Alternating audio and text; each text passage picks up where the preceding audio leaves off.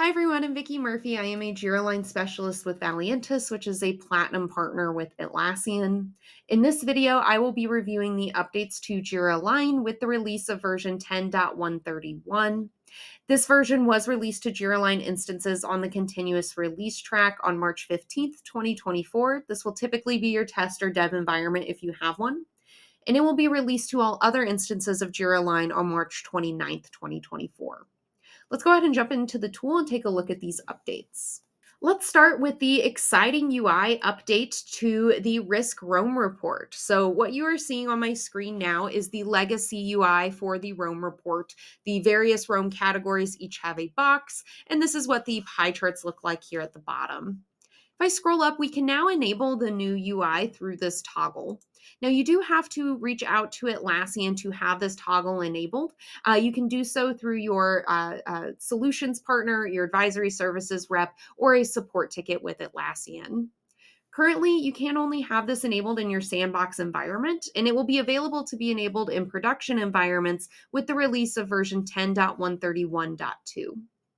Currently, Atlassian plans to enforce the new UI in all instances with the release of version 10.134, though they did call out if they see a widespread adoption of the new UI for this report, they may speed up that timeline. Let's go ahead and take a look at the updated functionality here.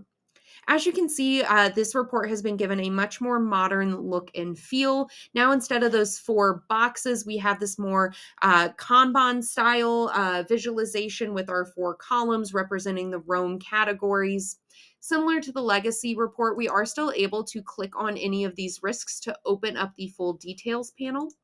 And we are able to drag and drop these risks across our various categories here. You will also notice that you are able to rank these risks within the categories as well, so we can move them vertically. And you can do these actions by dragging and dropping or by clicking the three dots on the individual risk, where you can choose the other resolution methods or move the risk up or down one position within that specific column. Additionally, if we scroll down, we will see that the pie charts also received a bit of a makeover here. Now we are able to hover on any of the segments of the pie charts, and we will see a percentage breakdown of the information as well. Scrolling back up, in the top right corner, we now have some view settings where we can apply some different filters and options within this report. First, we can filter based on relationship. Is the risk linked to a theme, epic, capability, feature, or program increment? We can also filter this based on the risk of occurrence field as well as the impact of occurrence field. And each of the pie charts at the bottom can be toggled on or off individually. It is common for that risk of occurrence and impact of occurrence fields to be disabled for the risk work item. If you're not utilizing those fields, you can now disable the pie charts here as well. If you make any updates to the view settings, be sure to press apply.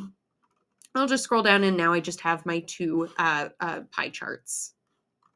We do also have an export functionality. Previously, this was called the capture functionality. It will essentially take a screenshot of the report with any of your filters or toggles enabled or disabled, and it will download a PNG file for you. And finally, there is now keyboard navigation for this report as well. And this just aligns with Atlassian's initiative to make the ecosystem more accessible. So you can utilize your keyboard navigation if you please.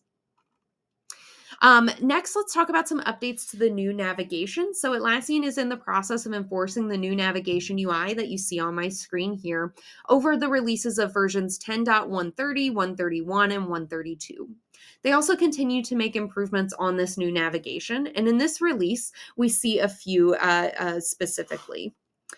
First, Atlassian has improved the caching of the system to reduce the time that it takes for pages to become interactive, hopefully streamlining user experience in the tool. Our other updates are in the enterprise or strategy layer. Now, whenever we click on this tier, it no longer gives us a drop down in the menu itself up here. It's going to jump us directly into the strategy room.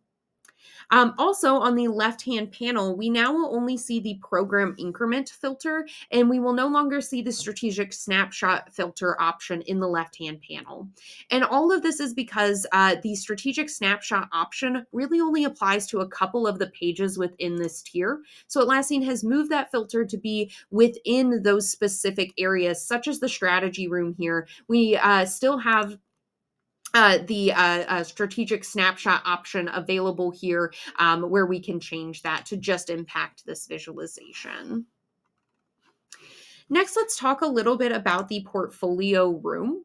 So the portfolio room is unique from the other rooms in Jira Align in that it has several different tabs available. One of these tabs is the financials tab here. And going forward, Atlassian has now added a permission around this tab specifically. So if you want to allow for some users to view the execution and resources tabs, but not the financials tab, you have that option. Administrators can do this by going to the roles settings, as I am now. And under the portfolio area for a specific role, there is now 2 toggles for the portfolio room. You can enable the portfolio room, and then you can enable or disable the financials tab specifically role by role. The financials tab will be enabled by default for any users who already have permission to view the portfolio room. All right. Also in the administrative settings, we have some updates to the syncing between Jira software and Jira Align. So I'm going to go into the Jira settings here, and all of these updates apply to the field management tab. First, we have 3 new fields that we can sync bidirectionally between Jira software and Jira Align for our features. These are the business driver, capitalized, and category fields. When you're on this screen, you can add these in by clicking Add Field here. Here you are able to select one of those fields, and then you will need to select the Jira Software field ID. So do be sure to create that field in Jira Software first. All 3 of these fields will need to be created as single select fields over in Jira Software. So do be sure to also click into the 3 dots here and click Map Field Values to enable the proper syncing of these fields.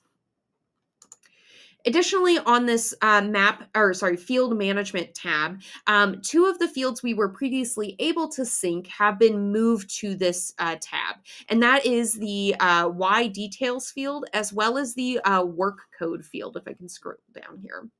These, again, any configuration you had around these fields should still be present here. Just where we control these settings has moved from the Jira Setup tab to this field management tab. And the final update in the tool is to our epics and capabilities. In the last release of version 10.130, Atlassian mentioned that the epics and capabilities now have the ability to have a rich text description. Previously, this needed to be enabled through a feature toggle with Atlassian's help. This has now been enforced across all instances with the release of version 10.131. Switching to the slides for the last few updates, as previously announced, Atlassian is removing the 39 reports listed on the screen here with this release. Atlassian has stated that these reports were not frequently used by Jira Align customers and that deprecating the unused areas of the tool not only helps end users and administrators have a better experience with the tool, but also helps the Atlassian development team by allowing them to focus on bug fixes and feature releases in more heavily used areas of Jira Align. Additionally, in the last release of version 10.130, Atlassian announced that they will begin their end of support for several lesser used modules in Jira Align. They also mentioned there will be at least a 30-day notice before they end that support. And so with this release, we have an announcement that the mind maps functionality will no longer receive support as of version 10.134, which is currently scheduled for June 7th, 2024. After this release in June, Atlassian will no longer file new defects related to mind maps, and the functionality will be considered for full removal later in 2024. There will be at least a 30-day notice in advance of that full removal through the release notes as well. Atlassian does recommend exploring the whiteboarding functionality in Confluence as a potential replacement for the mind maps functionality. This release also had a couple of updates to the API 2.0. First, in the release notes, Atlassian called out that their existing construction of the paginated queries in the shared data layer was suboptimal and caused some performance issues and SQL timeouts at high data volumes. Atlassian has made a structural change to the SQL query that significantly improved performance and reduced the incidence of SQL timeouts. Also, with the API 2.0, it has been updated to only show the 5 properties on the slide when expanding a user search object. Previously, all user properties were accessible when querying for owners, regardless of permissions. And now the ability to see all user properties will now be permissioned in the API as it is with interacting with the Jira Align UI. This release did include several defect fixes. Some highlights are improving the audit log around the process step changes and improvements to the Scrum Master role. You can dig deeper into any of these defects or any of the feature updates that we mentioned in this video through the release notes, which will be linked in the description for you. That wraps up this update for Jira Align. Thank you very much for watching and best of luck on your Jira Align journey.